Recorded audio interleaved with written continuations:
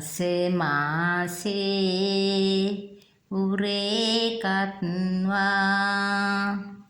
පෝසේසි උද්දිකාරණං ආයුදීගං වස්ස සතන් මාතුපාදං නමාමහං.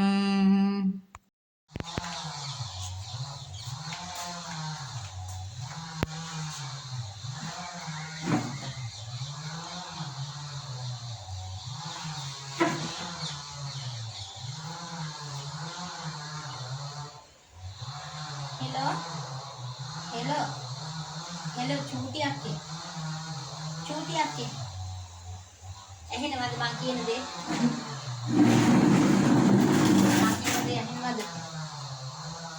මේ අක්කි චූටියක් අහන්නකෝ. අම්මට සනීප නැහැ. බලන්න එන්නේ නැද්ද? අම්මට සනීප නැහැ. බලන්න එන්නේ නැද්ද? මොනවා? මොකද්ද කියන්නේ ඔය? අනේ මේ අක්කේ අහගන්න ඔච්චර ආත්මාර්ථකාමී වෙන්න එපා.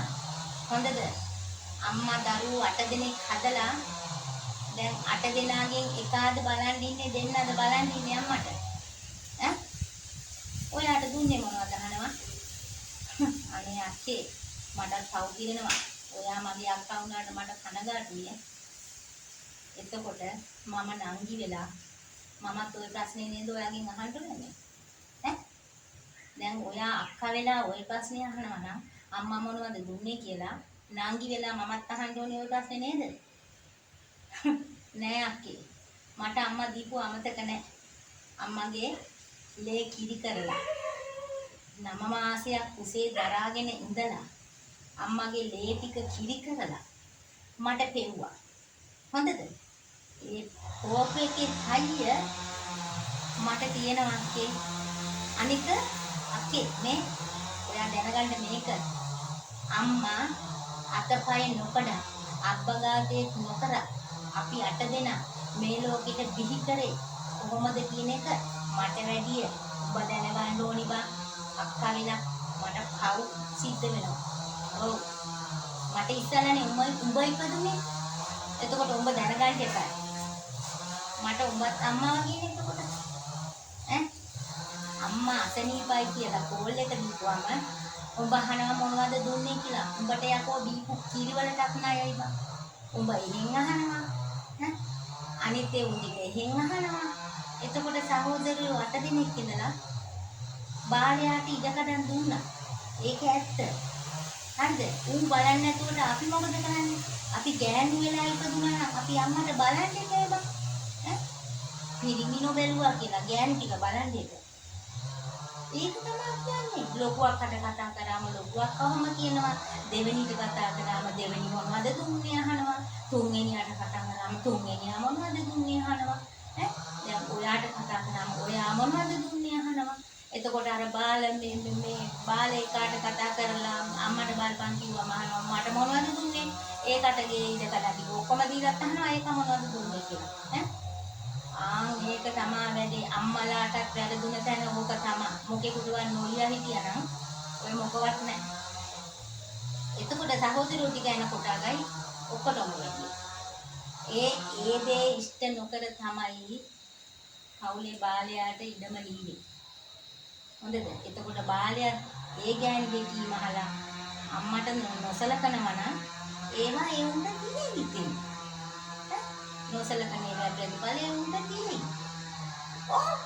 කවදා හරි ඒ උන් දරුවෝ හැදුවා. අපි දරුවෝ හැදුවා. ඔයා ඔය දරුවෝ හදාගෙන ඉන්නවා. ඔයාලේ ප්‍රතිපත්ති තමයි ඊට පස්සේ ඒ දරුවෝ රකින්නේ. හොඳද? අපි අම්මට සලකනවා උදේවම දැක්කොත් තමයි ඒ ළමයි අපිට සලකන්නේ. ඉතින් ඔයාට ඒක තේරෙන්නේ නැද්ද? ඔයාට ඉගෙනුවා නම් හරිද?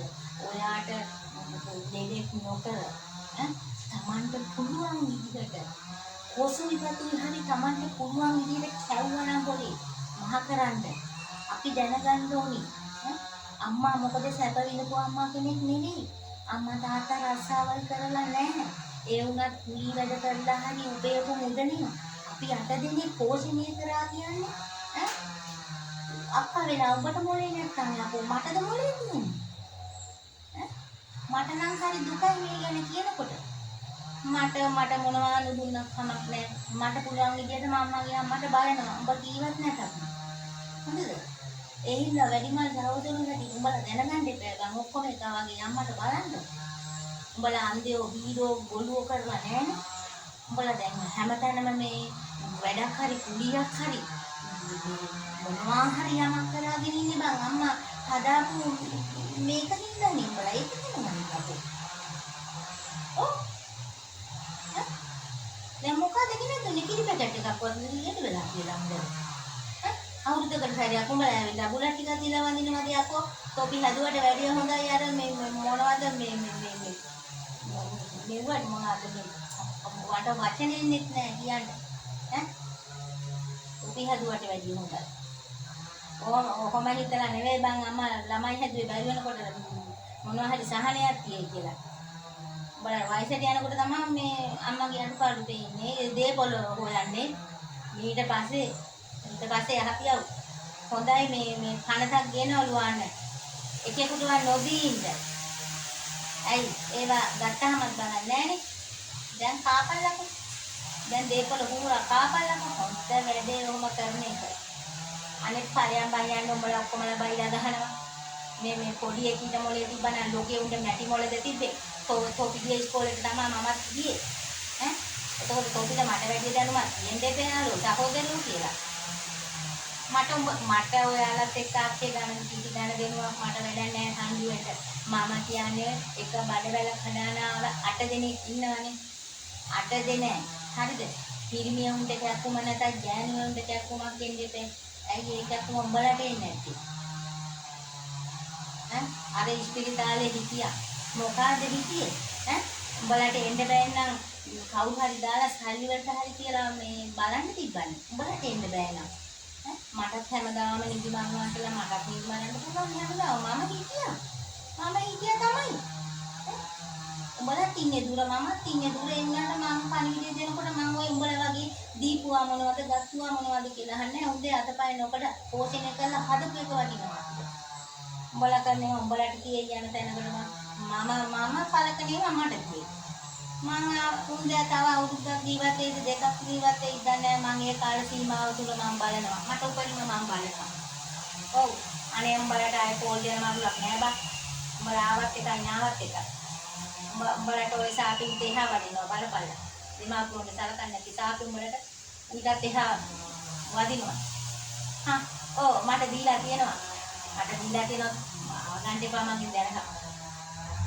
දීලා තියෙනවා නෙවෙයි මට අම්මගේ දුක තේරෙනවා මට අම්මගේ කැක්කුම තේරෙනවා මොකද මාත් දරුවෝ හැදුවා උඹත් දරුවෝ හැදුවා ලොකු එකෙක් හැදුවා දෙවෙනි එකෙක් හැදුවා ඉතින් තොපිට එතකොට තේරෙන්නේ නැද්ද අම්මා කෙනෙක්ගේ කැක්කුම තොපි ලේකින් කරලා තොපේ දරුවන්ට දෙන්නේ නැද්ද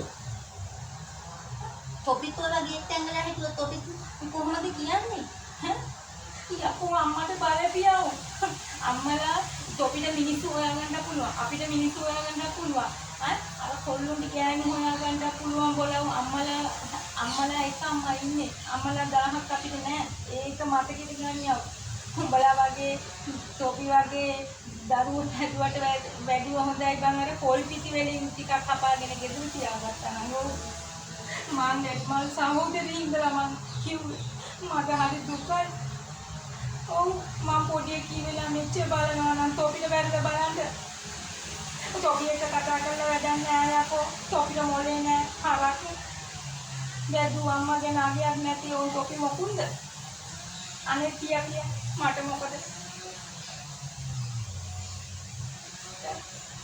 මම යමත් බලන් තේරෙන්නේ නැත්තම්